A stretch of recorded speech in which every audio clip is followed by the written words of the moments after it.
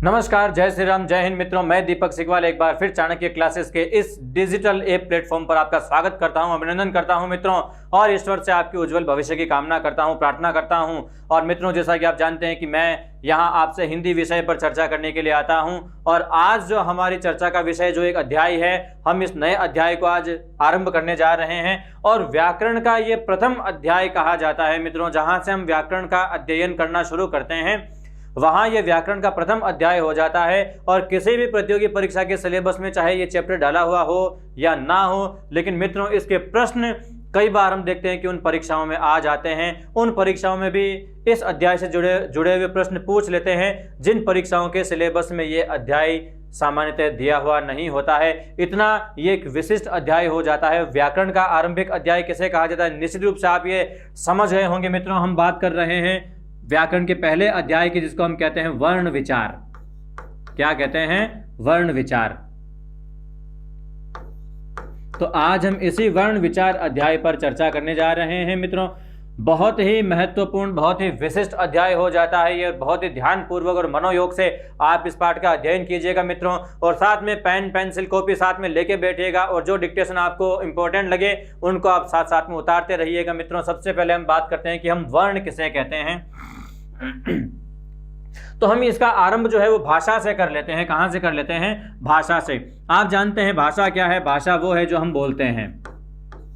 भाषा वो है जो हम बोलते हैं। हम जो लिखते हैं वो लिपि होती है, वो भाषा नहीं होती है। हम हिंदी लिखते नहीं हैं, हम देवनागरी लिपि लिखते हैं। हम बोलते हैं हिंदी भाषा बोलते हैं। तो भाषा जो है वो वाचन का विषय हो जाता है। भाषा किसका विषय हो जाता है? वाचन का विषय हो जाता है। और इसी के अंतर्गत एक और चीज आती है लिपि। जो लिपि होती है ये विषय हो जाता है लेखन का विषय। लिपि किसका विषय हो जाता है? एक लेखन का विषय हो जाता है। तो जो हम बोलते हैं वो भाषा है, और जो हम लिखते हैं वो लिपि है। स्क्रिप्ट कहा जाता है इसे, और भाषा को लैंग्वेज कहा जाता है। इन दोनों का संबंध विशिष्ट हो जाता है मित्रों। ये दोनों एक दूसरे के पूरक भी हो जाते हैं।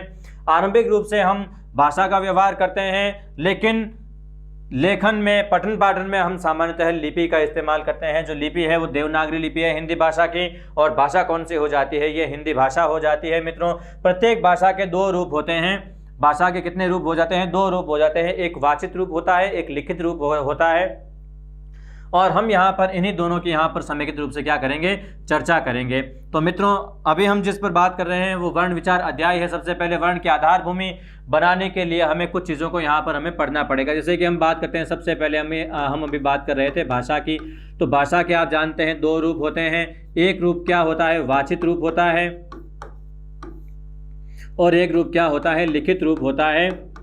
इनमें से जो लिखित रूप है और वाचित रूप है, इन दोनों में अलग अलग तत्वों की प्रधानता होती है। यदि हम बात करते हैं वाचित रूप की, तो वाचित रूप में हमेशा ध्वनि की प्रधानता होती है, और इसी प्रकार लिखित रूप में किसकी प्रधानता हो जाती है? भाषा के लिखित रूप में हमेशा वर्ण की प्रधानता होती है। किसकी प्रधानता होती है? वर्ण की। और जो ध्वनि है वही क्या हो जाती है? वर्ण हो जाती है। यानी कि ये दोनों एक दूसरे के क्या हो जाते हैं? पूरक होते हैं। हम बोलने में इसको ध्वनि के नाम से जानते हैं, तो लिखने में हम इसी ध्वनि को वर्ण के रूप में जानते हैं। किसी भी भाषा की एक सामान्य विशेषता ये होती है कि हर भाषा के ये दोनों रूप पाए जाते हैं, और प्रत्येक ध्वनि के अंतर्गत उनका लेखन करने के लिए कुछ मानकीकृत संकेत निर्धारित किए जाते हैं, और उन्हीं संकेतों को हम क्या कहते हैं? वर्ण कहते हैं। अब हम बात करते हैं कि भाषा जो एक बहुत ही विराट रूप होता है, इस भाषा के अंतर्गत हम किसकी व्यक्ति करते हैं? भाषा के अंतर्गत भाव व्यक्त होते हैं। भाषा से क्या व्यक्त होते हैं? भाव व्यक्त होते हैं। और ये भाव किससे व्यक्त होते हैं? तो ये भाव वाक्यों से व्यक्त होते हैं। तो भाषा बहुत विशाल रूप है। इसका जो छोटा रूप क्या हो जाता है? भाषा के अंतर्गत हम भावों की अभिव्यक्ति करते हैं, और ये भाव किससे निर्गमित होते हैं? वाक्यों से निर्गमित होते हैं। वाक्य क्या होते हैं? तो आपको बता दें, वाक्य एक शब्दों का समुच्चय होता है। तो वाक्य जो है वो शब्दों से बने होते हैं। अब हम बात करते हैं ये शब्द। तो शब्द किससे मिलकर बने होते हैं? शब्द बने होते हैं अक्षरों से। किससे बने होते हैं? अक्षरों से। अक्षर को भी और हम विभाजित कर देते हैं, अक्षरों को हम विभाजित कर देते हैं वर्ण में। अक्षर किससे बनते हैं? वर्णों के योग से बनते हैं। एक स्वर और एक व्यंजन, ये दोनों परस्पर जुड़कर के क्या हो जाते हैं? जो एक उच्चारण योग्य इकाई बनती है, इसको हम क्या कहते हैं? अक्षर कहते हैं। तो अक्षर में न्यूनतम रूप से दो वर्ण होते हैं। एक पहला व्यंजन वर्ण होता है और दूसरा क्या होता है? स्वर वर्ण होता है। अब यदि हम बात करें कि क्या इन वर्णों का और विभाजन किया जा सकता है, तो मित्रों आप पाओगे कि इन वर्णों का और आगे विभाजन नहीं किया जा सकता है। तो यहीं से जो वर्ण की आधार भूमि है वो तैयार हो जाती है कि वर्ण क्या है। वर्ण भाषा की सबसे सूक्ष्मतम इकाई है। वर्ण क्या है? भाषा की सबसे सूक्ष्मतम इकाई है। इसका और आगे विभाजन नहीं किया जा सकता। तो इसके आधार पर अब हम बात करते हैं वर्ण की परिभाषा क्या हो जाती है।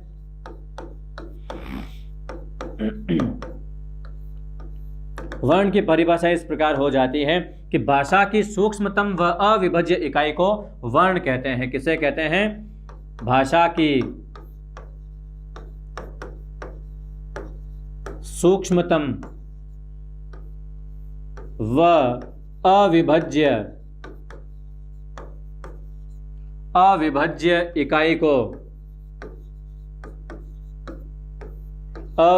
इकाई को क्या कहते हैं? वर्ण कहते हैं। क्या कहते हैं? वर्ण कहते हैं। ये एक इस प्रकार से वर्ण की परिभाषा हो जाती है। समेकित रूप से वर्ण क्या है? वर्ण भाषा की एक सबसे छोटी इकाई है और इसका और आगे विभाजन नहीं किया जा सकता है। यानी कि वर्ण क्या है? एक अविभाज्य इकाई है। तो इन्हीं दोनों विशेषताओं को जोड़ करके हम वर्ण की एक परिभाषा बना लेते हैं कि भाषा की सूक्ष्मतम व अविभाज्य इकाई को हम क्या कहते हैं? वर्ण कहते हैं। वर्ण लेखन का विषय होता है। अब आपके वर्णों के बारे में कुछ जो सामान्य बिंदु होते हैं आप उनके बारे में एक बार लिख लीजिएगा। हम कुछ ध्यातव्य बिंदु यहाँ पर लिख लेते हैं। ध्यातव्य बिंदु, और ये ध्यातव्य बिंदु बहुत ही महत्वपूर्ण हो जाते हैं मित्रों। आप इन पर बराबर ध्यान दीजिएगा। निश्चित रूप से आपकी कई समस्याएं जो इन्हीं बिंदुओं से सुलझ जाने वाली है और अक्सर यहाँ से कई बार परीक्षाओं में अच्छे प्रश्न भी पूछे जाते हैं। यदि हम बात करते हैं इसके पहले पॉइंट की, तो पहला पॉइंट इसका यूं बन जाता है कि वर्ण लेखन का विषय है।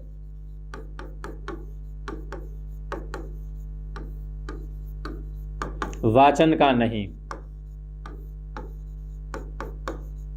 वर्ण किसका विषय है? लेखन का विषय है। वर्ण को केवल लिखा जा सकता है, उच्चारण उस वर्ण से संबंधित ध्वनि का किया जाता है। दूसरी बात, वर्ण क्या होते हैं? प्रत्येक वर्ण एक ध्वनि संकेत होते हैं। वर्ण क्या होते हैं? ध्वनि संकेत होते हैं। वर्ण लिखित रूप में ध्वनि संकेत होते हैं। क्या होते हैं? ध्वनि संकेत होते हैं। वर्ण लिखित रूप में ध्वनि संकेत होते हैं। तो इस प्रकार से ये इसकी दूसरी विशेषता हो जाती है। तीसरी विशेषता ये हो जाती है कि प्रत्येक वर्ण एक निश्चित ध्वनि के लिए उत्तरदायी होता है और प्रत्येक ध्वनि के लिए एक निश्चित वर्ण भी निर्धारित होता है। आप यहाँ पर लिख लीजिएगा तीसरा पॉइंट, प्रत्येक वर्ण एक निश्चित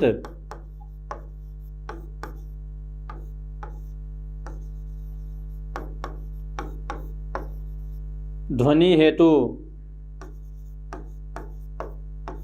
उत्तरदायी होता है।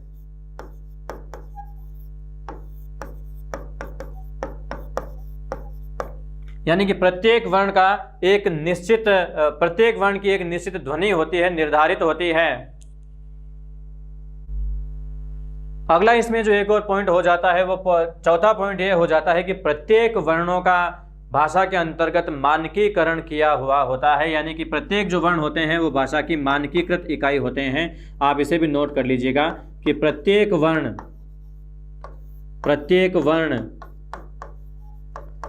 भाषा की एक मानकीकृत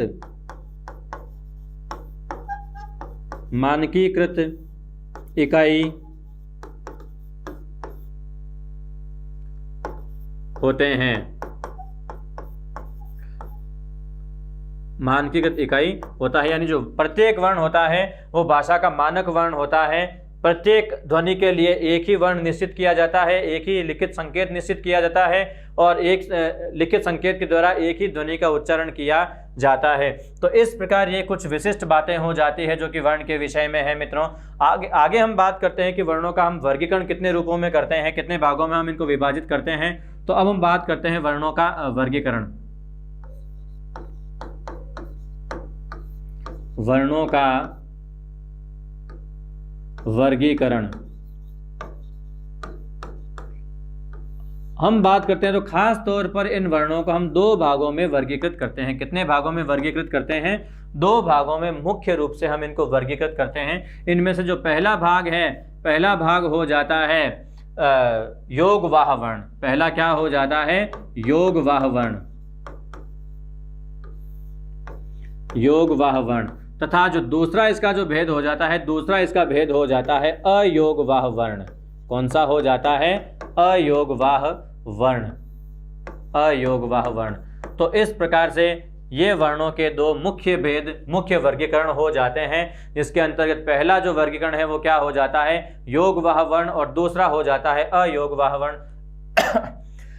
मित्रों, यहाँ पर आपके सामने कई बार ये समस्या आती है कि जब वर्ण के विषय में ये सवाल पूछा जाता है कि वर्ण के भेद कितने होते हैं, तो आप ये तो बिल्कुल सही बता देते हो कि वर्ण के भेद दो होते हैं, लेकिन वो दो भेद कौन कौन से होते हैं? यहाँ पर कई बार आपके जवाब गलत हो जाते हैं।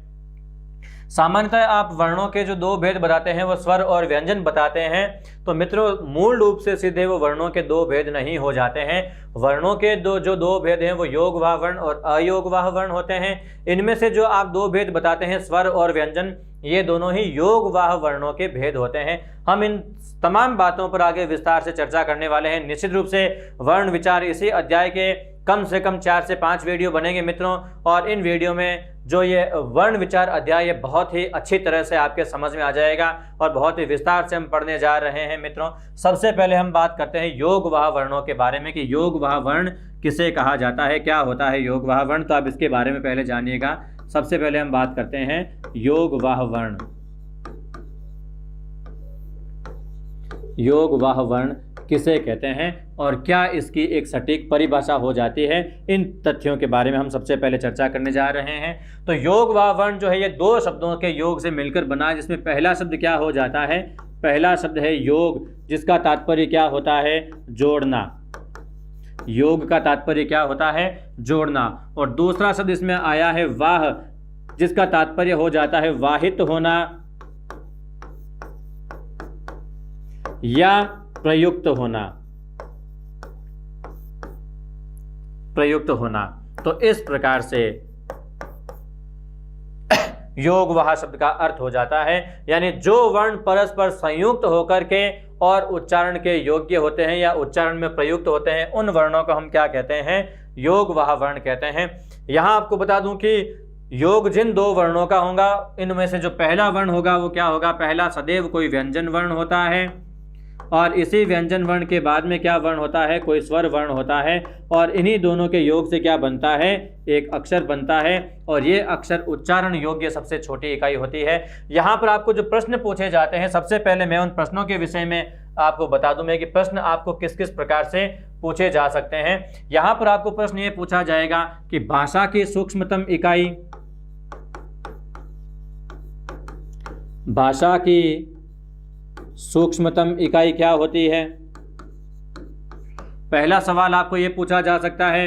दूसरा सवाल जो एक और यहां पर आपको पूछते हैं वो है उच्चारण योग्य सूक्ष्मतम इकाई। उच्चारण योग्य सूक्ष्मतम इकाई,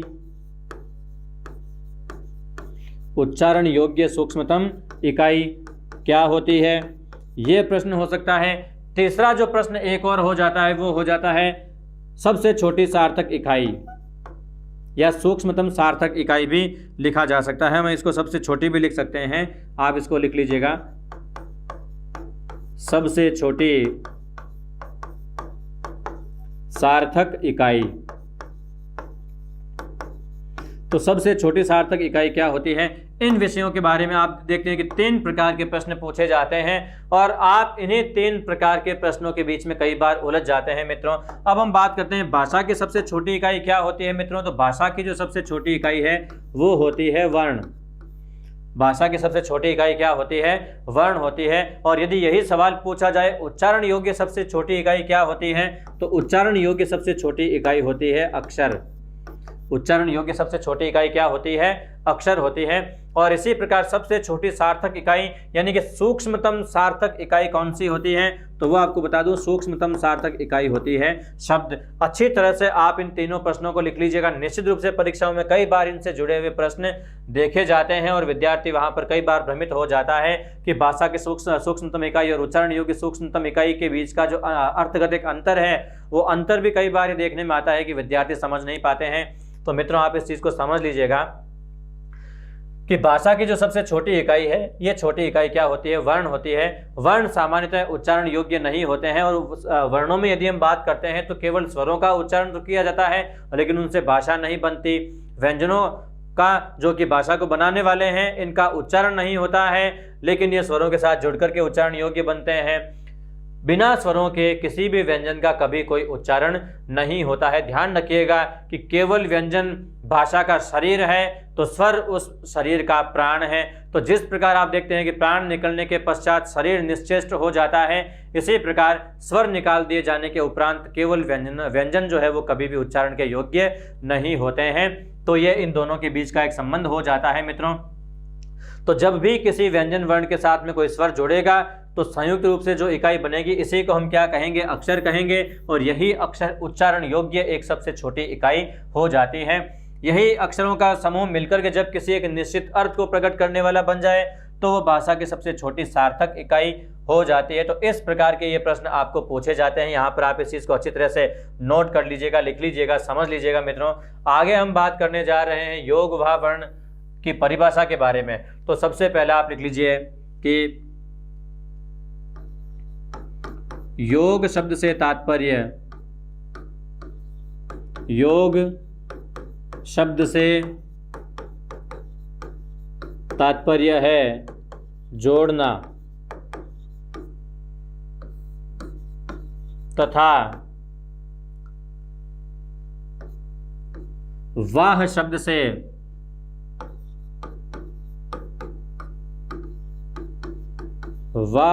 से तात्पर्य है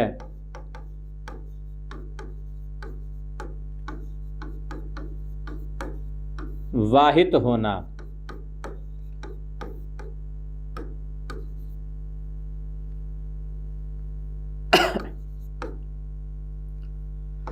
तो इस प्रकार इसका जो एक समेकित अर्थ है वो अर्थ यह हो जाता है, अर्थात जो वर्ण परस्पर संयुक्त होकर के और उच्चारण योग्य इकाई बनते हैं उन वर्णों को हम क्या कहते हैं, योग वह वर्ण कहते हैं। तो इस प्रकार इसकी जो एक परिभाषा है वो परिभाषा बन जाती है, अर्थात जो वर्ण परस्पर संयुक्त होकर एक उच्चारण योग्य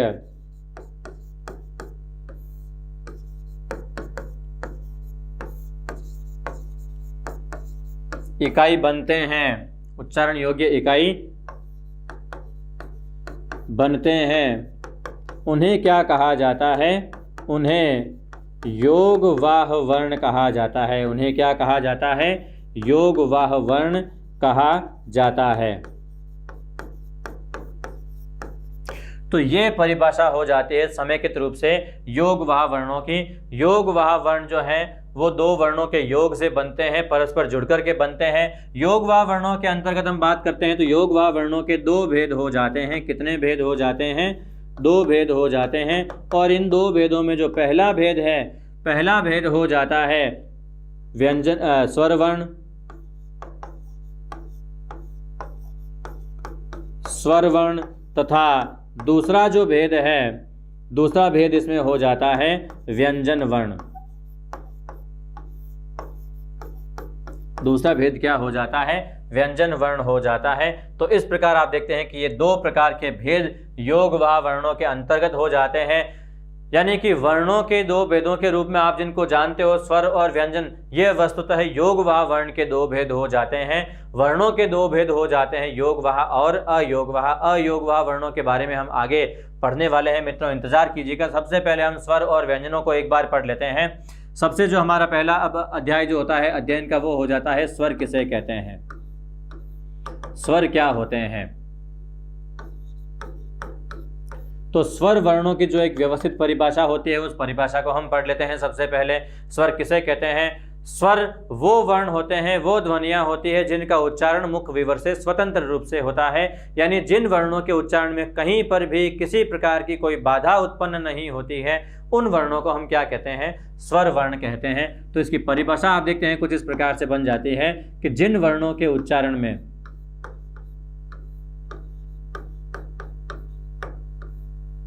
जिन वर्णों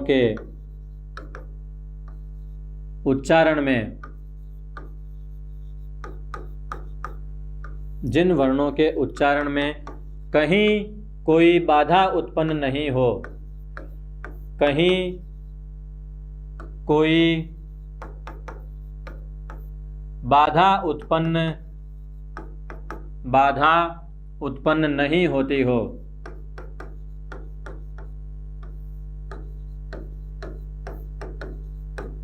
बाधा उत्पन्न नहीं होती हो, अर्थात हम ये भी कह सकते हैं जिनका उच्चारण निर्बाध रूप से हो, अर्थात जिनका उच्चारण निर्बाध हो, जिनका उच्चारण निर्बाध हो, उन्हें क्या कहते हैं? उन्हें स्वर वर्ण कहते हैं। उन्हें क्या कहते हैं? स्वर वर्ण कहते हैं। ये परिभाषा हो जाती है स्वर वर्णों की। स्वरों के उच्चारण में कभी भी किसी प्रकार की बाधा उत्पन्न नहीं होती है। मुख विवर से स्वतंत्र रूप से जिन ध्वनियों का उच्चारण होता है उन्हें हम क्या कहते हैं? स्वर वर्ण कहते हैं। आप इसे भी लिख लीजिएगा कि इनका उच्चारण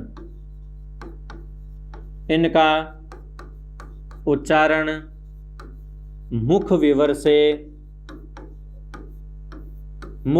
से स्वतंत्र रूप से होता है, स्वतंत्र रूप से होता है। यानी जितने भी स्वर वर्ण होते हैं इनका उच्चारण मुख विवर से स्वतंत्र रूप से होता है, निर्बाध रूप से होता है, बाधा रहित इनका उच्चारण होता है। कोई भी शब्द आ जाए मित्रों, ये वर्ण क्या होते हैं? स्वर वर्ण होते हैं। अब हम बात करते हैं कि स्वर वर्ण होते हैं कितने प्रकार के हैं। तो आपको ये बता दूं मैं यहाँ पर कि मूल रूप से जो स्वर वर्ण है ये दो प्रकार के होते हैं, ह्रस्व स्वर और दीर्घ स्वर। लेकिन कुछ विद्वान संस्कृत व्याकरण के अनुसार इसका तीसरा एक और भेद जो है वो प्लुत स्वर भी बताते हैं। सामान्यतः इसके विषय में सवाल व्याकरण में बहुत ही कम पूछे जाते हैं। हम बात करते हैं स्वरों के भेद की। अभी हम बात इसी कर रहे हैं अब स्वरों के भेद की। तो स्वरों के जो भेद होते हैं वो मुख्य रूप से कितने हो जाते हैं मित्रों? दो भेद हो जाते हैं। इनके अंतर्गत जो पहला भेद है, पहला भेद हो जाता है ह्रस्व स्वर, ह्रस्व स्वर, तथा दूसरा भेद हो जाता है दीर्घ स्वर। ये इसके दो मुख्य भेद हो जाते हैं, ह्रस्व स्वर और दीर्घ स्वर। सबसे पहले ये जरूरी हो जाता है कि अब इन दोनों स्वरों के बारे में हम यहाँ पर पढ़ लें मित्रों। स्वरों के अंतर्गत जितने भी वर्गीकरण पूछे जाते हैं उन तमाम वर्गीकरणों के बारे में मैं आपको बताने वाला हूं मित्रों। यथास्थान जहां पर जिस वर्गीकरण की आवश्यकता होगी वहां पर हम उस वर्गीकरण को निश्चित रूप से पढ़ेंगे मित्रों। अभी हमें फिलहाल ह्रस्व और दीर्घ इन दो स्वरों के बारे में पढ़ना है। तो जो पहला भेद हो जाता है जिस पर हम अभी चर्चा करने वाले हैं, पहला भेद क्या हो जाता है? ह्रस्व स्वर हो जाता है। कौन सा हो जाता है? ह्रस्व स्वर। ह्रस्व स्वर किसे कहते हैं? तो अब इसकी जो परिभाषा होती है वो परिभाषा हम लिखने वाले हैं। जिन वर्णों का उच्चारण ध्वनि की गति की एक ताल से हो या एक मात्रा काल से उच्चारित होने वाली जो ध्वनि होती है इसको हम क्या कहते हैं? ह्रस्व स्वर कहते हैं। एक ताल या एक मात्रा काल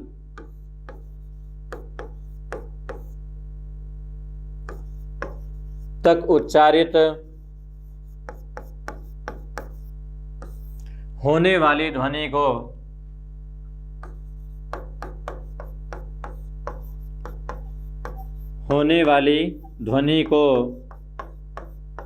क्या कहते हैं? ह्रस्व स्वर कहते हैं। क्या कहते हैं? ह्रस्व स्वर कहते हैं। ये इसकी पहली परिभाषा हो जाती है। ह्रस्व स्वर की परिभाषा हो जाती है कि जिन वर्णों का उच्चारण ध्वनि की गति की एक ताल से हो या जिन वर्णों का उच्चारण एक मात्रा काल में हो, उन वर्णों को हम क्या कहते हैं, उन ध्वनियों को हम क्या कहते हैं, उन वर्णों को, उन ध्वनियों को हम ह्रस्व स्वर कहते हैं। क्या कहते हैं? ह्रस्व स्वर कहते हैं। ये ह्रस्व स्वर की परिभाषा हो जाती है। कितने प्रकार के ह्रस्व स्वर होते हैं मित्रों? तो आपको बता दूं कि ह्रस्व स्वर हिंदी व्याकरण में केवल 5 माने गए हैं। कितने माने गए हैं? 5 माने गए हैं। इसके बारे में भी आप लिख लीजिएगा कि हिंदी व्याकरण में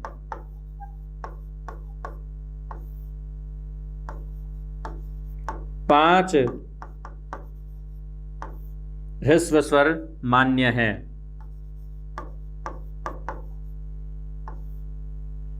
इनमें से अगर हम बात करते हैं व्याकरण के अनुसार 5 हैं। हिंदी व्याकरण की यदि हम बात करते हैं तो हिंदी व्याकरण में केवल अ, ई, उ और री, ये केवल 4 ही हो जाते हैं। हम पूरा व्याकरण यहाँ पर ना लिख करके, और हिंदी व्याकरण के अनुसार अगर हम बात करें तो हिंदी व्याकरण के अनुसार केवल 4 ही ह्रस्व स्वर हैं। हिंदी व्याकरण में 4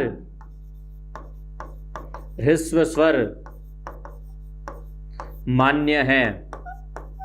और वो 4 ह्रस्व स्वर कौन कौन से हैं? यदि हम इनके बारे में बात करते हैं तो वो स्वर कौन कौन से हो जाते हैं? वो स्वर हो जाते हैं अ, ई, उ और री। अ, ई, उ तथा एक और जो चौथा ह्रस्व होता है वो क्या हो जाता है? री। तो यही 4 ह्रस्व स्वर हिंदी व्याकरण में मान्य हैं। अ, ई, उ तथा री, ये 4 ह्रस्व स्वर माने गए हैं।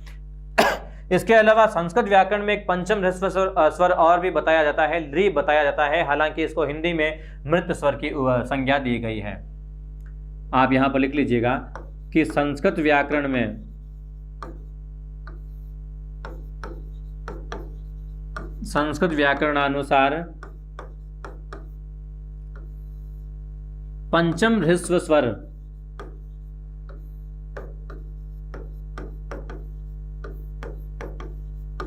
पंचम ह्रस्व स्वर जो है वो कौन सा माना गया है? री माना गया है।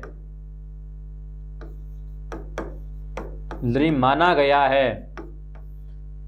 किंतु हिंदी व्याकरण में इसे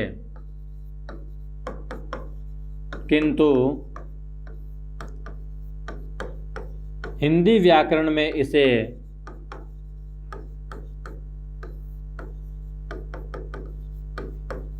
मृत स्वर की संज्ञा दी गई है। किसकी संज्ञा दी गई है? मृत स्वर की संज्ञा दी गई है। तो ये इस प्रकार से इसका पूरा विश्लेषण हो जाता है। कई बार आप देखते हो कि ह्रस्व स्वरों की संख्या 5 भी दी हुई होती है। इनमें से जो पंचम ह्रस्व स्वर है, जो ली, इस ली को आप देखते हैं कि हिंदी व्याकरण में क्या माना गया है? मृत स्वर माना गया है, यानी इसे स्वर के रूप में स्वीकृति नहीं दी गई है। तो ये जो 4 ह्रस्व स्वर होते हैं वो हिंदी में सर्वमान्य है, सभी विद्वानों के द्वारा स्वीकृत हैं। और वो 4 ह्रस्व स्वर कौन कौन से हैं मित्रों? याद रखिएगा, अ, ई, उ और री, जो यही 4 हैं, यही 4 क्या कहे गए हैं? हिंदी के ह्रस्व स्वर बताए गए हैं। इसके बाद में हम बात करते हैं अगले भेद यानी कि दीर्घ स्वर के बारे में हम बात करते हैं। दीर्घ स्वर किसे कहते हैं? तो अगला जो भेद है आप लिख लीजिएगा, दूसरा भेद दीर्घ स्वर।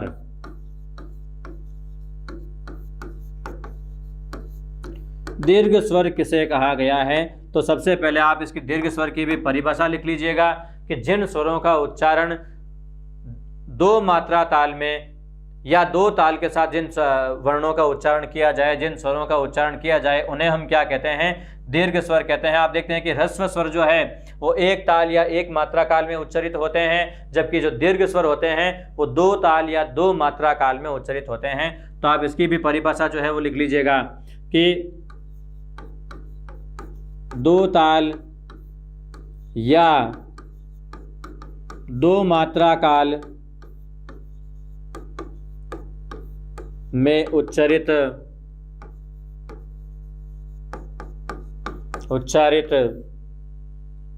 होने वाले स्वर को या स्वर वर्णों को स्वर वर्णों को क्या कहा जाता है? दीर्घ स्वर कहा जाता है। क्या कहा जाता है? दीर्घ स्वर कहा जाता है। ये दीर्घ स्वर की एक परिभाषा हो जाती है। दीर्घ स्वरों का जो उच्चारण है दो ताल में किया जाता है या दो मात्रा काल में किया जाता है, यानी दो मात्रिक जो स्वर होते हैं उन स्वरों को हम क्या कहते हैं? दीर्घ स्वर कहते हैं। अब इनमें से दीर्घ स्वर कितने होते हैं? हिंदी व्याकरण के अनुसार जो दीर्घ स्वरों की संख्या है वो 7 बताई गई है। कितनी बताई गई है? 7 संख्या बताई गई है। तो अब आप लिख लीजिएगा कि हिंदी व्याकरण में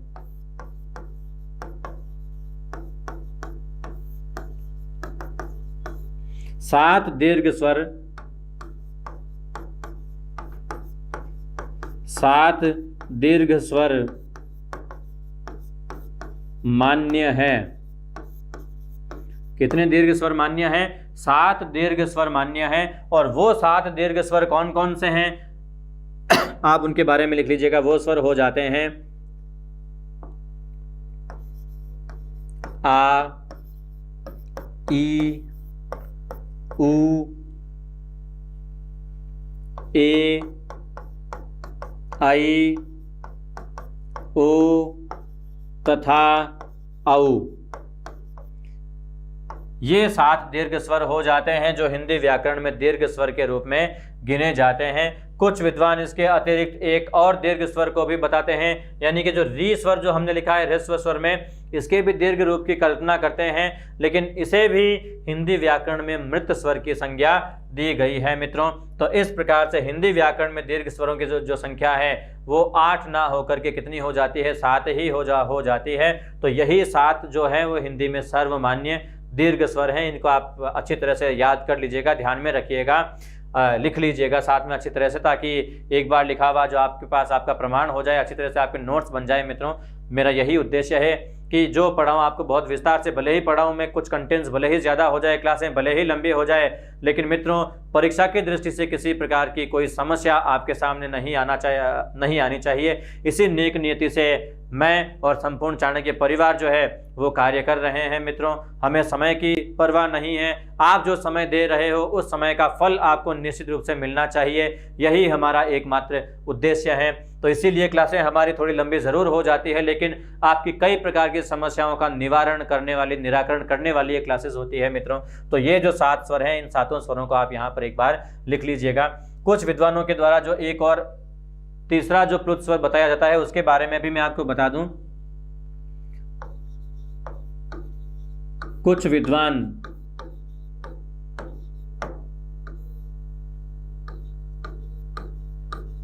प्लुत स्वर को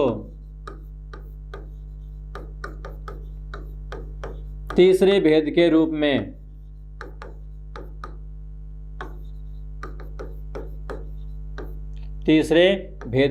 में मान्यता देते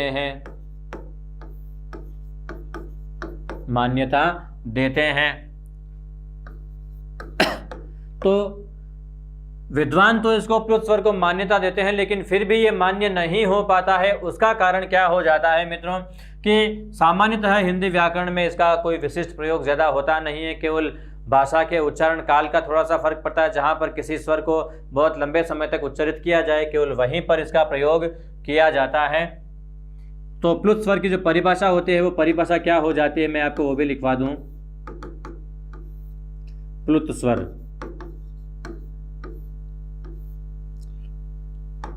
आप इसकी परिभाषा को भी लिख लीजिएगा कि 3 या अधिक ताल या 3 मात्रा काल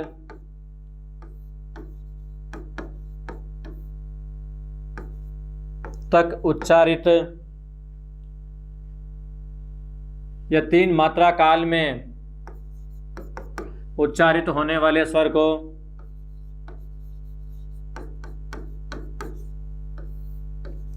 उच्चारित होने वाले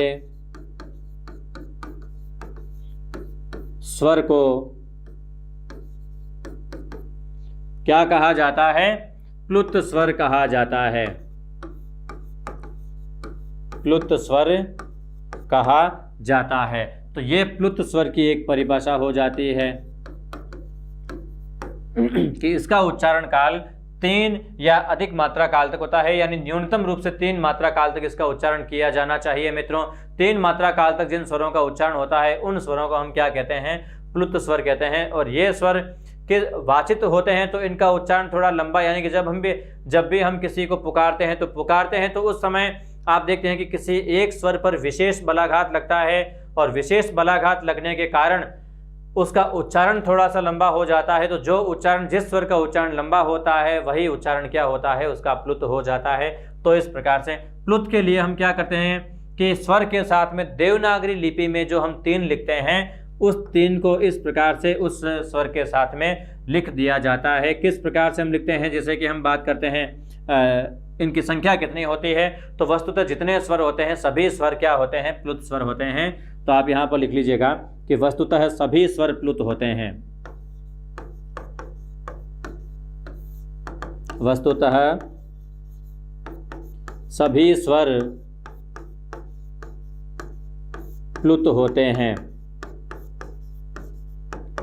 यानी कि जितने भी स्वर होते हैं, कुल 11 स्वर होते हैं, वो 11 के 11 स्वर क्या हो जाते हैं? प्लुत यहाँ पर हो जाते हैं। यदि हम यहाँ पर बात करते हैं इनके लेखन की बात, तो इसको हम लिखते कैसे हैं? जैसे कि हमने अ को प्लुत स्वर के रूप में लिखना है तो हम क्या करेंगे? अ के साथ में ये 3 की संख्या इस प्रकार से जोड़ देंगे। इसी प्रकार आ स्वर के साथ में भी हम इस 3 की संख्या को जोड़ देंगे। ई स्वर के साथ में भी हम क्या करेंगे? 3 की इस संख्या को जोड़ देंगे। इसी प्रकार दीर्घ ई अगर हो रहा है तो उसके साथ में भी हम इस 3 की संख्या को जोड़ देंगे। तो ये जो देवनागरी लिपि में जो 3 साथ में जुड़ा हुआ है, ये 3 इन स्वरों के साथ में लिखा जाता है। और यही इसका प्रमाण है कि अ का उच्चारण हमें 3 ताल तक या 3 मात्रा काल तक हमें इसका उच्चारण करना है। तो इस प्रकार से यहाँ पर आप नोट के रूप में लिख सकते हैं।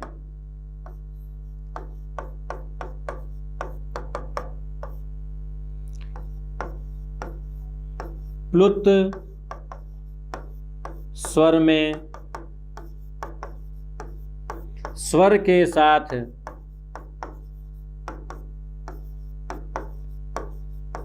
देवनागरी लिपि, जो कि हिंदी, संस्कृत जैसी जो भारतीय भाषाएं हैं, इन भाषाओं की लिपि है देवनागरी लिपि में 3 अंक को। अब 3 अंक देवनागरी लिपि में कैसे लिखा जाता है तो आपको बता दूं, इस प्रकार से लिखा जाता है। तो इसी को स्वर के साथ जोड़ा जाता है, जोड़ा जाता है। ये जो एक विशेषता है इसको आप थोड़ा सा ध्यान में रखिएगा, तो इस प्रकार से आप प्लुत स्वर को आराम से समझ पाएंगे। तो इस प्रकार अब आपने देखा होगा कि 4 ह्रस्व स्वर और 7 दीर्घ स्वरों के साथ कुल 11 स्वरों की संख्या निर्धारित हो जाती है। तो आप यहां पर लिख लीजिएगा कि इस प्रकार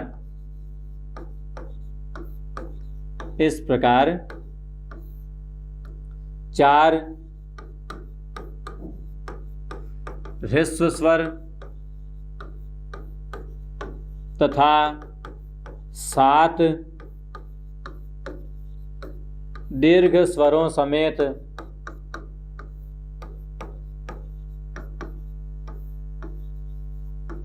कुल 11 स्वर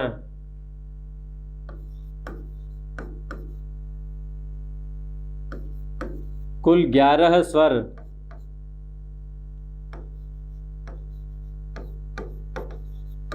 11 स्वर हिंदी व्याकरण में सर्वमान्य है।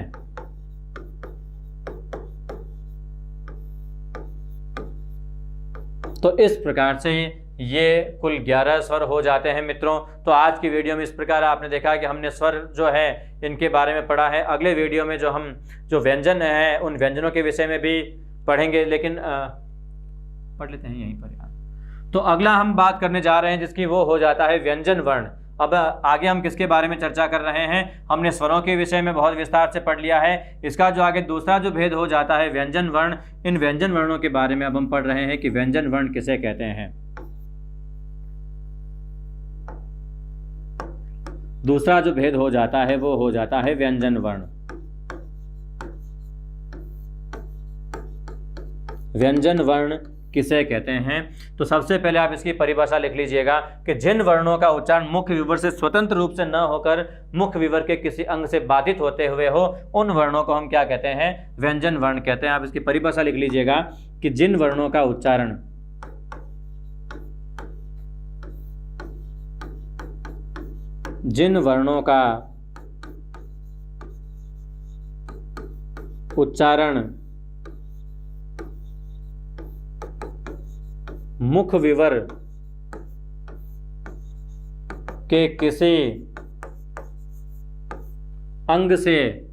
मुख्य विवर के किसी अंग से बाधित होते हुए हो,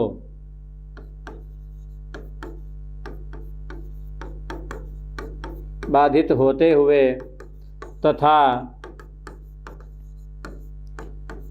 स्वरों के सहयोग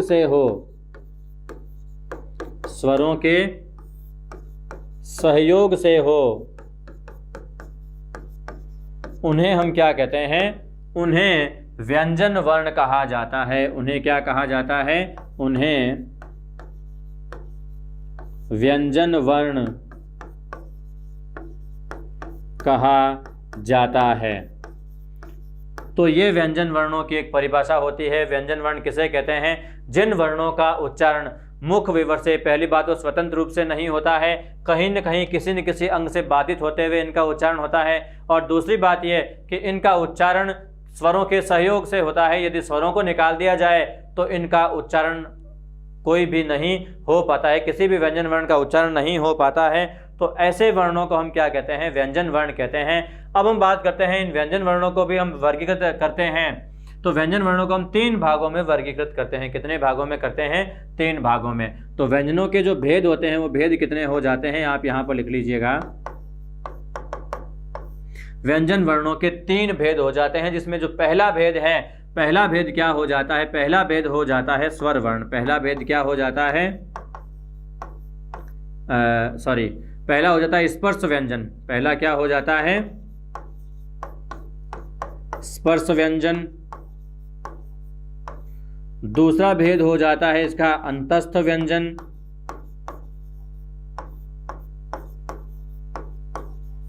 अंतस्थ व्यंजन।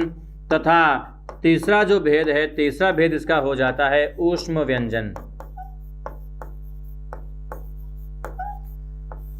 तो इस प्रकार से आप देखते हैं कि 3 भेद जो है वो व्यंजन वर्णों के हो जाते हैं। हम सबसे पहले बात करते हैं स्पर्श व्यंजनों के बारे में। स्पर्श व्यंजन हम किसे कहते हैं?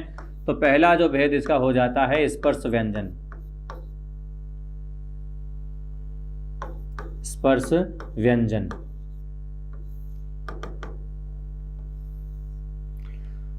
स्पर्श व्यंजन क्यों कहते हैं? तो निश्चित रूप से इन वर्णों के उच्चारण के समय मुख्य विवर के कोई 2 अंग एक दूसरे को स्पर्श करते हैं, और उनके स्पर्श से के परिणाम स्वरूप ही इन वर्णों का उच्चारण हो पाता है। इसलिए इन वर्णों को हम क्या कहते हैं? स्पर्श व्यंजन कहते हैं।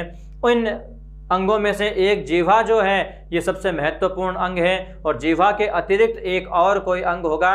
जीवा उस अंग को स्पर्श करेगी, और उस अंग के जिस अंग के साथ जीवा का स्पर्श हो जाता है उसी से संबंधित ध्वनियों का उच्चारण होता है। ये उच्चारण हम आगे जो उच्चारण स्थान है उस भाग के अंतर्गत हम इन तमाम ध्वनियों का और भी आगे विश्लेषण करने वाले हैं। फिलहाल हम यहाँ पर स्पर्श व्यंजन की जो परिभाषा लिख लेते हैं। परिभाषा इसकी इस प्रकार से हो जाती है कि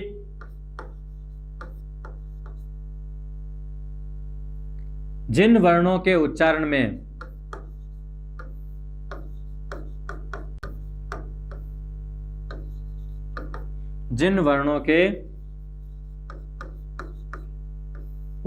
में जीवा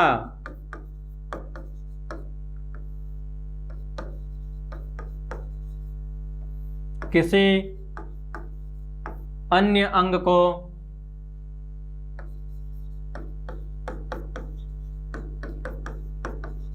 स्पर्श करती है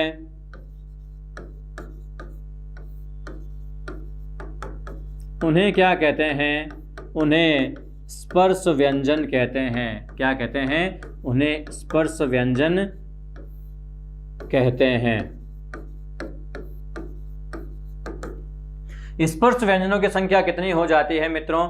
स्पर्श व्यंजनों की संख्या हो जाती है 25, जो कि 5 वर्गों में विभाजित होती है और प्रत्येक वर्ग में 5 ही वर्ण होते हैं। तो सबसे पहले वो वर्ग कौन कौन से होते हैं, वो वर्ग मैं आपको लिखवा देता हूं। जो 5 वर्ग होते हैं, 5 वर्ग होते हैं।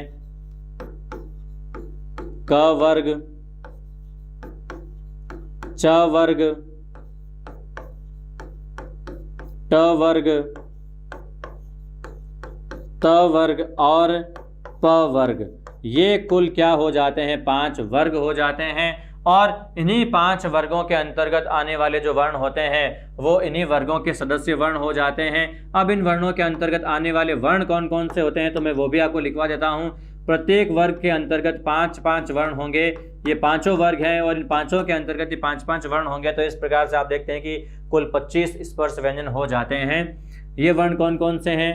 क, ख, ग, घ, ङ, च, छ, ज, झ, य, ट, ठ, ड, ढ, ण, त, थ, द, ध, न और अंतिम वर्ग आ जाता है प, फ, ब, भ और म।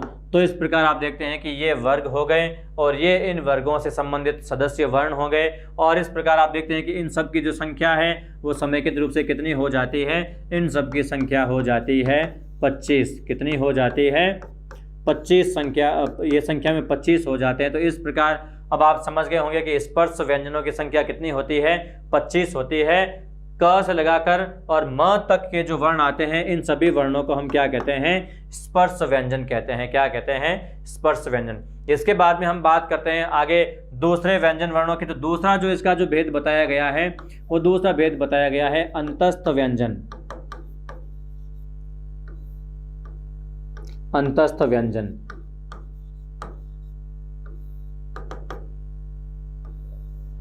सबसे पहली बात यह कि इन्हें हम अंतस्थ व्यंजन क्यों कहते हैं? क्योंकि इनके अंतर्गत ध्वनि में उत्पन्न होने वाला जो विकार होता है वो विकार स्वर तंत्रियों के भीतर ही हो जाता है, अंदर ही हो जाता है। और जो टकराव होता है वो भी अंदर का अंदर ही रह जाता है।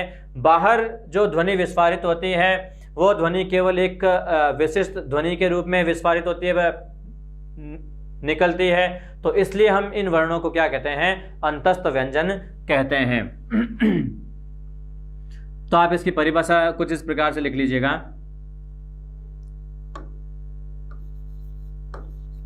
इन वर्णों में ध्वनि का अवरोध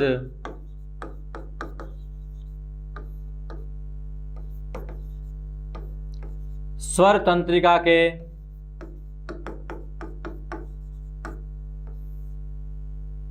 भीतर ही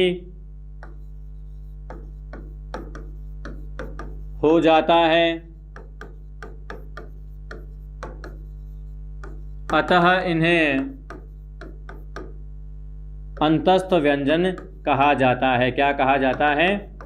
अंतस्थ व्यंजन कहा जाता है।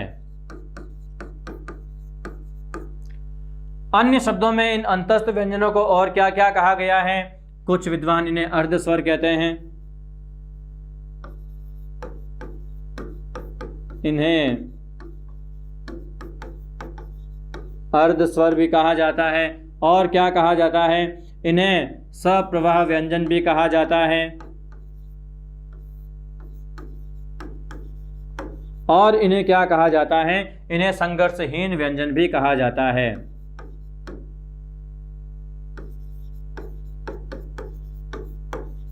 संघर्षहीन व्यंजन भी कहा जाता है, कहा जाता है। तो ये सभी के सभी, चाहे अर्धस्वर आ जाए या सप्रवाह व्यंजन आ जाए या संघर्षहीन व्यंजन आ जाए, नाम अलग अलग हो सकते हैं मित्रों, मूल रूप से ये सभी के सभी वर्ण क्या होते हैं, अंतस्थ व्यंजन ही होते हैं। अब ये व्यंजन होते कौन कौन से हैं, तो मैं आपको बता दूं कि ये वर्ण होते हैं य, र, ल तथा व। ये 4 अंतस्थ व्यंजन होते हैं। यहाँ कई बार एक बड़ी रोचक घटना आपको देखने को मिल जाती है। कई बार यहाँ पर आपको रोचक सा एक सवाल पूछ लेते हैं कि अंतस्थ व्यंजनों का संस्कृत क्रम क्या है, संस्कृत में इन वर्णों का क्या सही क्रम रखा गया है। तो आप वो भी साथ में लिख लीजिएगा, इनका संस्कृत क्रम क्या है। संस्कृत क्रम, संस्कृत में इनका क्रम हो जाता है य, व, र तथा ल। ये इनका क्या हो जाता है, संस्कृत के अंतर्गत निर्धारित एक विशिष्ट क्रम हो जाता है। इस क्रम का आधार सामान्यतः अगर हम देखें तो ध्वनि को लिया जाता है, क्योंकि ये जो वर्ण हैं ये अर्धस्वर है, यानी कि ये स्वरों के योग से निर्मित होते हैं। संस्कृत व्याकरण में आपको यण संधि के अंतर्गत इनका इस बात का पता चलेगा कि य, व, र, ल ये जो चारों के चारों वर्ण हैं ये सामान्यतः स्वरों से ही बने हुए हैं। किस प्रकार से बने हुए हैं, तो वो स्वर कौन कौन से हो जाते हैं इसमें, ई, उ, री और ली, जिसको हम मृत स्वर कहते हैं ली को। इन्हीं 4 स्वरों के योग से, इन 4 स्वरों के बाद में यदि कोई भी असमान स्वर हो, कोई भी किस प्रकार के स्वर हो, असमान स्वर हो, असमान स्वर, तो ये जो ई है इस ई का क्या हो जाता है, ई का य हो जाता है। जो ये उ है, उ का क्या हो जाता है, उ का व हो जाता है। री का र हो जाता है और ली का क्या हो जाता है, ली का ल हो जाता है। तो इस प्रकार से इन स्वरों की रचना होने के कारण इन्हें अर्ध स्वर कहा जाता है। ई, उ, री, री, इन्हीं स्वरों के बाद में कोई असमान स्वर होना चाहिए। असमान स्वर होगा तो ये य, व, र, ल में ये ध्वनियाँ रूपांतरित हो जाती है। तो ये इनके पीछे एक वैज्ञानिक कारण बताया जाता है, और इसीलिए स्वरों के क्रम की ये आवृत्ति होने के कारण इनका क्रम भी हिंदी में जो अंतस्थ व्यंजनों का जो क्रम है वो भी इसी के क्रम के अनुसार रखा गया है। तो ये इनका एक विशिष्ट कारण हो जाता है। आगे हम बात करते हैं ऊष्म व्यंजनों के बारे में। तो जो तीसरा इसका जो भाग हो जाता है वो तीसरा क्या हो जाता है, ऊष्म व्यंजन। तीसरा क्या हो जाता है, ऊष्म व्यंजन।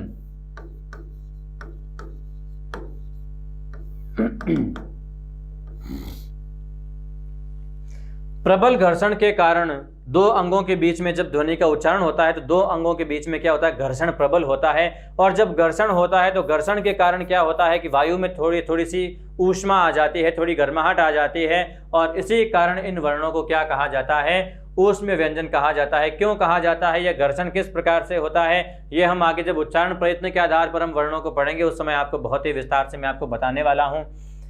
यहाँ क्या होता है कि जीवा जो होती है वो ध्वनि प्रवाह के मार्ग को पूरी तरह से अवरुद्ध कर देती है, बंद कर देती है।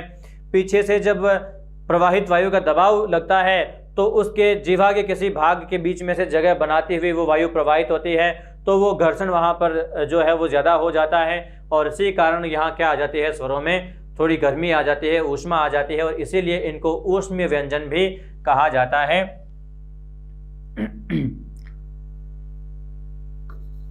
आप इसकी परिभाषा लिख लीजिएगा। सबसे पहले आप लिखिएगा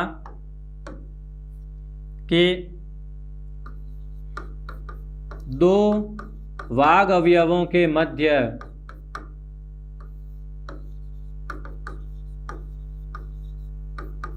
प्रबल घर्षण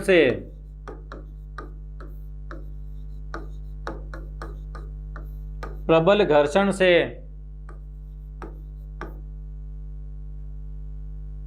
इन ध्वनियों की उत्पत्ति होने के कारण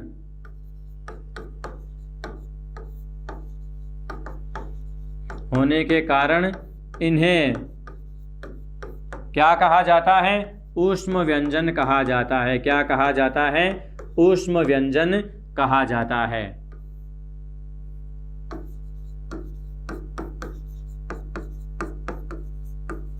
तो ये इनका कारण हो जाता है, और ये संख्या में कितने होते हैं, 4 होते हैं। और वो कौन कौन से होते हैं मित्रों,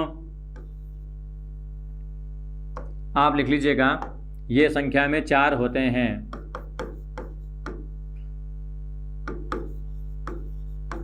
ये संख्या में कितने होते हैं? 4 होते हैं। और वो 4 कौन कौन से होते हैं मित्रों? ये 4 होते हैं श, श, स तथा ह। ये 4 इसी क्रम में, कई बार सत्व के क्रम को लेकर के प्रश्न आपसे पूछ लिया जाता है। ध्यान रखना, सत्व का मतलब क्या होता है? सत्व का मतलब होता है तीनों प्रकार के शकार, श, श और स। इनका सही क्रम क्या होता है? तो मित्रों, जो मैंने आपको लिखवाया है यही इनका सही क्रम होता है।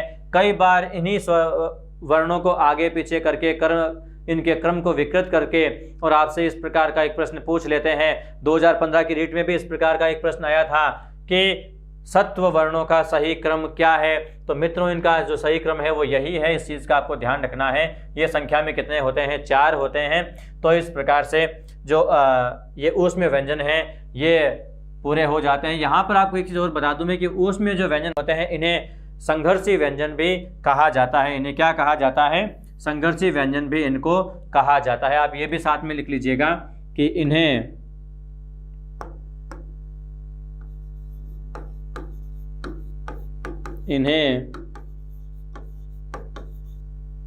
संघर्षी व्यंजन भी कहा जाता है। क्या कहा जाता है? इन्हें संघर्षी व्यंजन भी इन्हीं को कहा जाता है। तो इस प्रकार से योग वाह वर्ण के अंतर्गत जो आने वाले वर्ण हैं इनको हमने अच्छी तरह से पढ़ लिया है। अब हम बात करते हैं इन्हीं वर्णों के अंतर्गत जो इनका अगला एक और जो भेद बताया गया है आपको, अयोग वाह वर्ण। इन अयोग वाह वर्णों के बारे में हम आगे पढ़ने जा रहे हैं। जो इसका दूसरा भेद होता है अयोग वाह वर्ण, इसके बारे में हम अब पढ़ रहे हैं।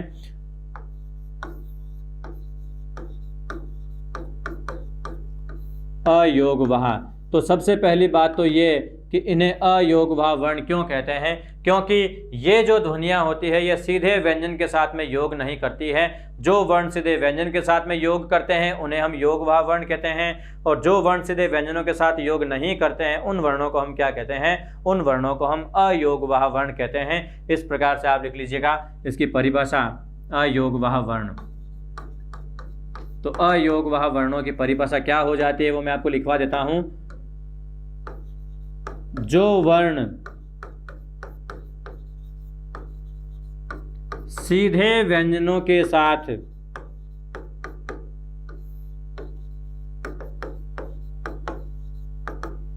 योग न करके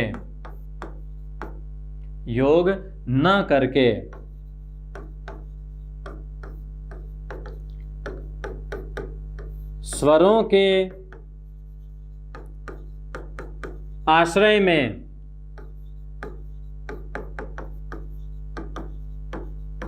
व्यंजन वर्णों से जुड़ते हैं, व्यंजन वर्णों से जुड़ते हैं, व्यंजन वर्णों से जुड़ते हैं, उन्हें क्या कहा जाता है? उन्हें अयोग वाह वर्ण कहा जाता है। क्या कहा जाता है? अयोग वाह वर्ण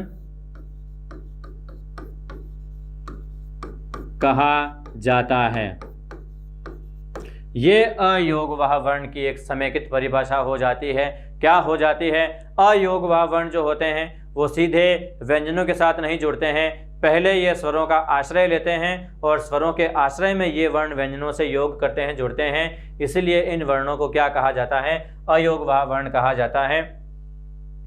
हालांकि आपको बता दूं कि इनके लिए कोई निमित्त वर्ण नहीं होते हैं, केवल संकेत मात्र होते हैं। और ये संकेत कौन कौन से होते हैं ये मैं आपको बता दूं कि अयोग वाह वर्ण कितने प्रकार के होते हैं। तो आप लिख लीजिएगा कि ये जो वर्ण होते हैं वो 3 प्रकार के होते हैं। अयोग वाह वर्ण कितने प्रकार के होते हैं? 3 प्रकार के वर्ण होते हैं। इनमें से जो पहला भेद है, पहला क्या हो जाता है? पहला हो जाता है अनुस्वार। क्या हो जाता है? अनुस्वार। इसका चिन्ह क्या हो जाता है? अक्षर के ऊपर शिरोबिंदु के रूप में इस प्रकार से एक चिन्ह रखा जाता है, ये अनुस्वार का चिन्ह हो जाता है। दूसरा जो होता है, दूसरा इसका भेद हो जाता है अनुनासिक। अनुनासिक, अनुनासिक का जो चिन्ह होता है वो क्या होता है? वो चंद्र बिंदु के रूप में लिखा जाता है, इस प्रकार से लिखा जाता है अनुनासिक। तथा तीसरा जो भेद हो जाता है, तीसरा इसका भेद हो जाता है विसर्ग। क्या हो जाता है? विसर्ग, जिसको हम इस प्रकार से लिखते हैं। आपने देखा होगा कि कभी भी हलंत व्यंजनों के साथ में इनमें से कोई भी वर्ण प्रयुक्त नहीं होता है। तो अब आप यहां पर लिख लीजिएगा, अच्छी तरह से नोट कर लीजिएगा आप इस चीज को कि स्वर रहित व्यंजनों के साथ,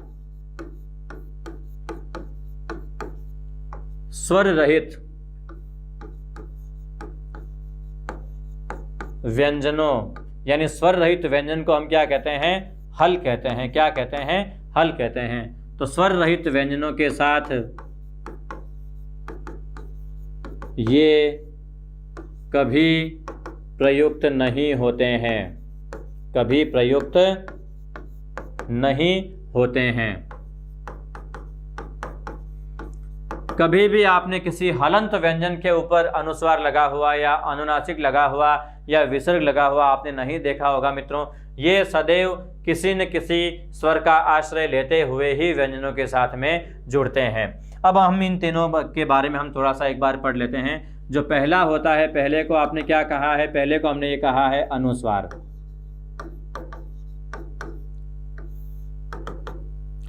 अनुस्वार की व्याख्या हो जाती है, यह स्वरम अनुवहति सह इति अनुस्वारः, अर्थात जो स्वर का ही अनुगमन करती है, जो ध्वनि स्वर का अनुगमन करती है, उसी को हम क्या कहते हैं? अनुस्वार कहते हैं। ये नासिक्य ध्वनि भी होती है। क्या होती है? नासिक्य ध्वनि। आप इसकी परिभाषा लिख लीजिएगा कि स्वरम अनुवहति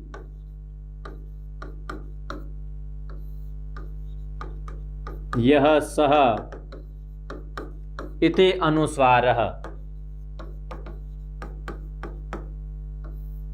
अर्थात ये तो इसकी संस्कृत में परिभाषा हो जाती है कि हम अनुस्वार को अनुस्वार क्यों कहते हैं, तो ये इसकी एक सटीक परिभाषा हो जाती है। आप लिख लीजिएगा, अर्थात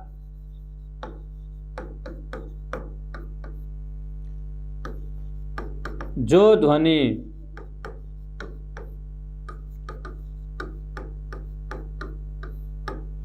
स्वरों के पीछे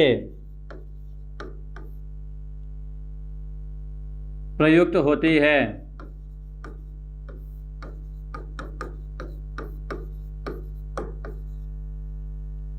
उसे क्या कहते हैं? अनुस्वार कहते हैं। अनुस्वार कहते हैं। यह नासिक्य ध्वनि होती है। किस प्रकार की ध्वनि होती है? नासिक्य ध्वनि होती है। यह नासिक्य ध्वनि होती है। इसको क्या कहा जाता है? नासिक्य ध्वनि भी कहा जा सकता है। आप इस चीज का भी साथ में ध्यान रखिएगा। तो ये हो जाती है अनुस्वार की परिभाषा। सामान्यतः ये एक तत्सम ध्वनि होती है। तत्सम शब्दों में इसका प्रयोग सर्वाधिक होता है। कुछ डिक्टेशन जो है वो पॉइंट के रूप में आप साथ में लिख लीजिएगा।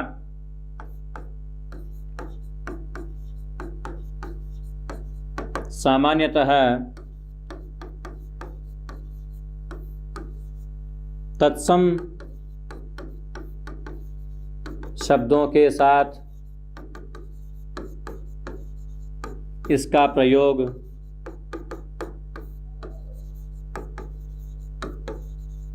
अधिक होता है।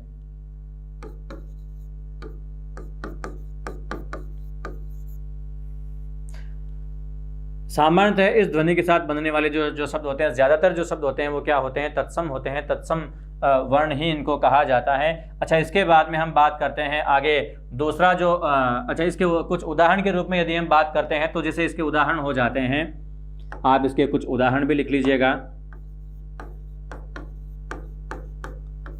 उदाहरण इसके हो जाते हैं, जैसे मैंने यहां पर लिख दिया है अंग या कंकण, यह शब्द हमने लिख दिया है पंच।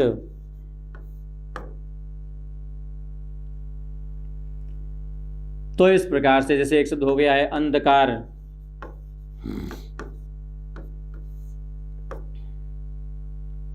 स्कंध। तो इस प्रकार से ये इसके कुछ उदाहरण हो जाते हैं। और ये सभी के सभी शब्द सामान्यतः क्या हैं? तत्सम शब्द हो जाते हैं। इसके बाद में हम बात करते हैं जो इसका दूसरा भेद हो जाता है, दूसरा भेद इसका हो जाता है अनुनासिक।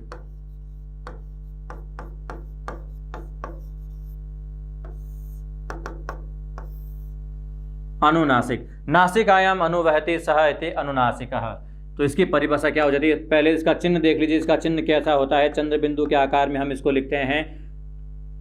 तो इस प्रकार के चिन्ह को क्या कहा जाता है? अनुनासिक कहा जाता है। अच्छे से आप इस चिन्ह को लिख लीजिएगा साथ में। अब अनुनासिक वर्ण क्या होती है, अर्थात नासिकायाम अनुवहति सह इति अनुनासिकः, ये इसकी परिभाषा बताई गई है कि नासिकायाम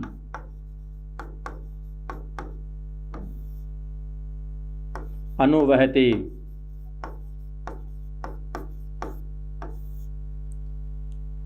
सह इति अनुनासिकः।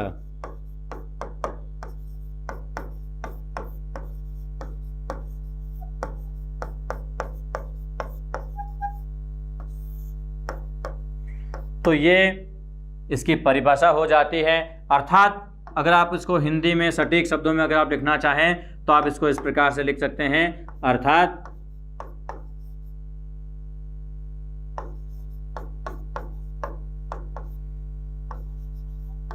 मुख के साथ नासिका से भी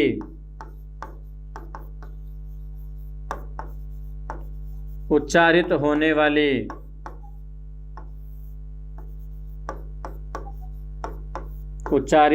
वाली ध्वनि को क्या कहा जाता है? अनुनासिक कहा जाता है। क्या कहा जाता है? अनुनासिक कहा जाता है।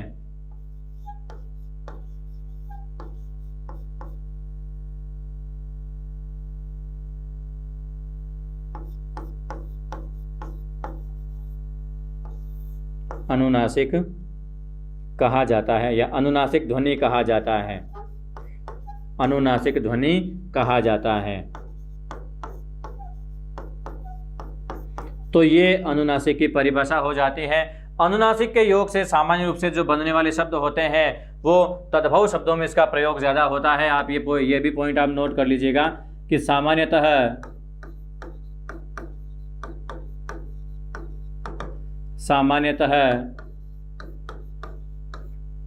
हिंदी भाषा के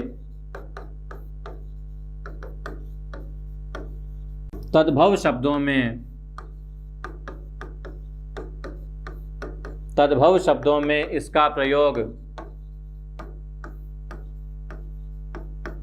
इसका प्रयोग बहुतायत किया जाता है।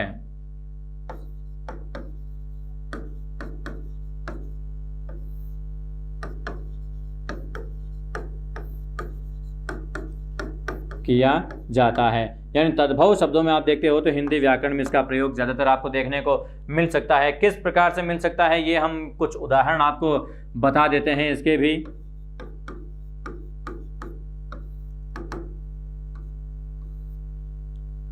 उदाहरण इसके जैसे हमने यहाँ पर लिख दिया है कांच या जांघ, 5,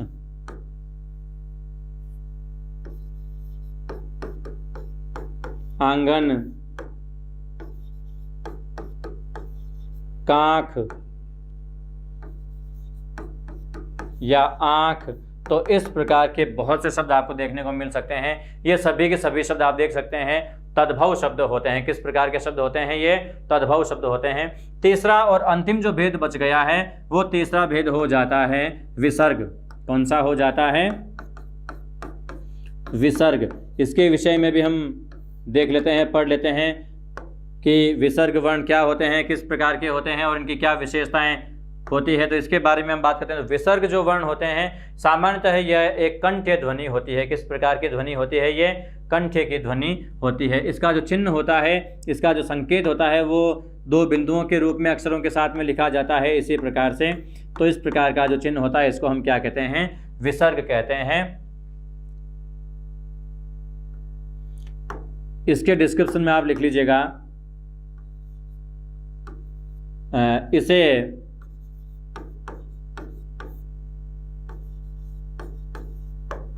कंठ्य या कोमल तालव्य,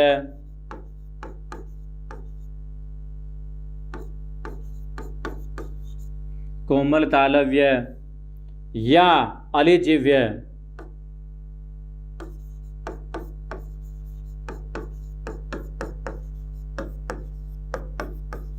अलिजिव्य ध्वनि भी अलिजिव्य या काकल्य ध्वनि भी कहा जाता है। अलिजिव्य या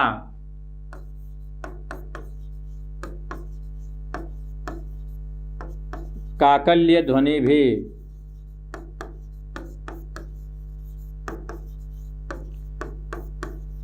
कहा जाता है। इसे काकल भाग से ही इसका उच्चारण किया जाता है। काकल क्या होता है, अलिजिह्वा क्या होता है? जब हम मुंह को आईने के सामने, कांच के सामने जब आप मुंह को पूरा खोल करके देखोगे तो आहार नाल के ऊपर एक लटका हुआ सा छोटा सा जो भाग होता है उसी भाग को हम क्या कहते हैं? काकल कहते हैं। तो उसी के द्वारा इसका उच्चारण किया जाता है, इसलिए इसे काकल्य या कोमल तालव्य या अलिजिह्य भी कहा जाता है। इसके योग से जो बनने वाले शब्द होते हैं वो सभी तत्सम होते हैं, यानी कि तद्भव शब्दों में आप देखोगे इसका प्रयोग बिल्कुल भी देखने को नहीं मिलता है।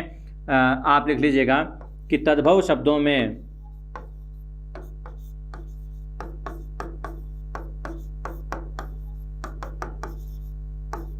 इसका प्रयोग नहीं होता है।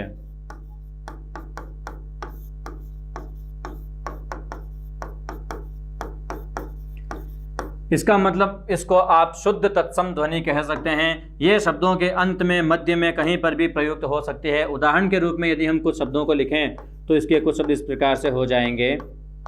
उदाहरण हम इसके कुछ लिख लेते हैं। उदाहरण इसके क्या क्या हो जाते हैं आप यहाँ पर लिख लोगे, जैसे कि दुख या निश्वास।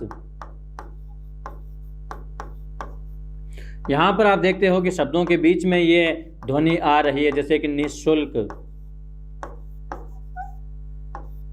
या जैसे एक शब्द आ गया दुःस्वप्न।